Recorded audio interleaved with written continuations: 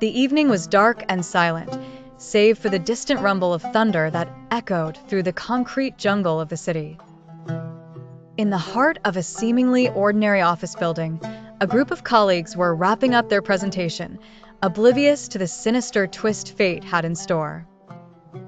Suddenly, without warning, everything went dark. The lights flickered out, leaving them enveloped in an eerie cloak of blackness. "What's happening?" Anna's voice quivered, cutting through the silence. "It's a blackout, but it shouldn't affect our security systems," replied Mark, yet his own words were shaky. Desperation clawed at their nerves as their phones showed one ominous bar of signal. None. The electronic locks securing the exits were locked tight, their systems silenced by the power outage. Panic began to gnaw at them as claustrophobia clawed its way from the depths of their subconscious. Amidst the chaos, a beacon of hope flickered. Rachel fumbled out the only phone phenomenally left with power, its screen glowing faintly. "We should call for help," Rachel suggested, though even she wasn't convinced she would reach anyone. Just then, an unfamiliar sound pierced the murk.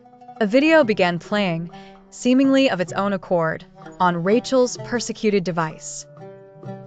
It showed bizarrely familiar faces, the same familiar figures trapped mere moments ago, exhausted, pale, dust-streaked, and each chanting a warning like a mantra.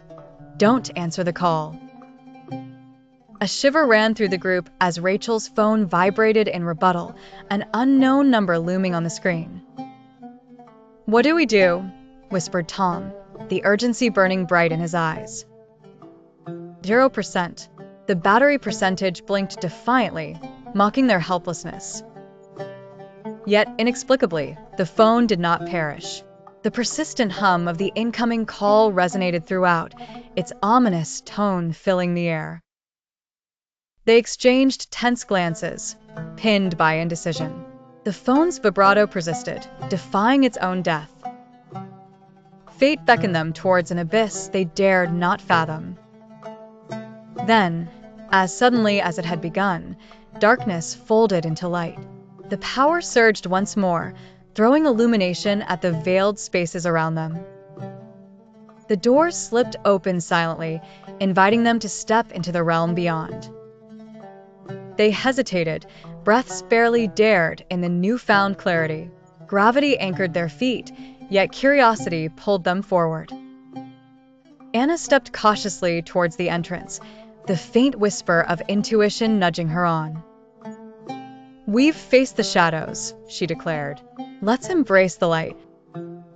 Together, they walked into the awakening brightness, leaving behind the echoes of "Don't answer the call" and the forgotten corridors that had held them, if only for a moment. The mystery lingered, etched into their minds, shadowed by survival's triumph.